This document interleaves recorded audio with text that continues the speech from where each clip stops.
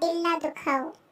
शादी के सुहाग सेज पर बैठी एक स्त्री का पति जब भोजन का थाल लेकर अंदर आया तो पूरा कमरा उस स्वादिष्ट भोजन की खुशबू से भर गया।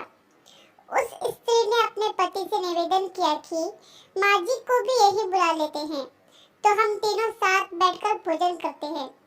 पति ने कहा, छोड़ो उन्हें, वो खाकर सो गई होंगी, आओ हम साथ में भोजन करते हैं। उस स्त्री ने पुनः अपने पति से कहा कि नहीं, मैंने उन्हें खाते हुए नहीं देखा है। तो पति ने जवाब दिया कि क्यों तुम जिद कर रही हो, शादी के कार्यों से थक गई होंगी इसलिए सो गई होंगी, नींद टूटेगी तो खुद भोजन कर लेगी, तुम आओ हम प्यार से खाना खाते हैं। उस स्त्री ने तुरंत तलाक लेने का फैसला कर लिया और तलाक लेकर उसने दूसरी शादी कर ली और इधर उसके पहले पति ने भी दूसरी शादी कर ली। दोनों अलग अलग सुखी घर गृहस्थी बसाकर खुशी खुशी रहने लगे। इधर उस स्त्री के 2 बच्चे हुए जो बहुत ही सुशील और आज्ञाकारी थे। कई वर्ष बीत जाने के बाद एक दिन वह औरत अपने बेटों के साथ यात्रा पर गई हुई थी। एक जगह तीनों माँ बेटे भोजन के लिए रुके और बेटे भोजन परोसकर माँ से खाने की विनती करने लगे। उसी समय उस स्त्री की नजर सामने एक फटे हाल, भूखे और गंदे से एक वृद्ध पुरुष पर पड़ी जो इस स्त्री के भोजन और बेटों की तरफ बहुत ही कातर नजर से देख रहा था।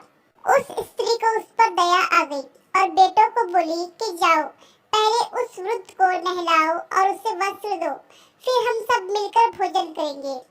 बेटे जब उस वृद्ध को नहलाकर कपड़े पहनाकर उसे उस स्त्री के सामने ले आए तो वह स्त्री आश्चर्यचकित रह गई। वह वृद्ध वही था जिससे उसने शादी की सुहाग रात को ही तलाक ले लिया था। उसने उससे पूछा कि क्या हो गया जो तुम्हारी हालत इतनी दयनीय हो गई। तो उस वृद्ध ने नजर झुका के कहा कि सब कुछ होते हुए भी मेरे बच्चे मुझे भोजन नहीं देते थे, मेरा तिरस्कार करते थे, मुझे घर से बाहर निकाल दिया। उस स्त्री ने उस वृद्ध से कहा कि इस बात का अंदाजा तो मुझे तुम्हारे साथ सुहागरात को ही लग गया था, जब तुमने पहले अपनी बूढ़ी माँ को भोजन कराने के बजाय उस स्वादिष्ट भोजन के थाल लेकर मेरे कमरे में आ गए और मेरे बार बार कहने के बावजूद भी आपने अपनी माँ का तिरस्कार किया। उसी का फल आज आप भोग रहे हैं। माता पिता के साथ तुम्हारा सलूक एक ऐसी कहानी है जिसे लिखते तो तुम हो, लेकिन तुम्हारी संतान तुम्हें पढ़कर सुनाती है। जैसा व्यवहार हम अपने बुजुर्गों के साथ करेंगे, उसे देखा देखकर हमारे बच्चों में भी यही गुण आता है कि शायद यही परंपरा है। याद रखना, माँ बाप नाराज तो ईश्वर नाराज। इस कहानी पर आपकी क्या राय है, हमें कमेंट करके जरूर बताइए। कहानी पसंद आए तो लाइक, सब्सक्राइब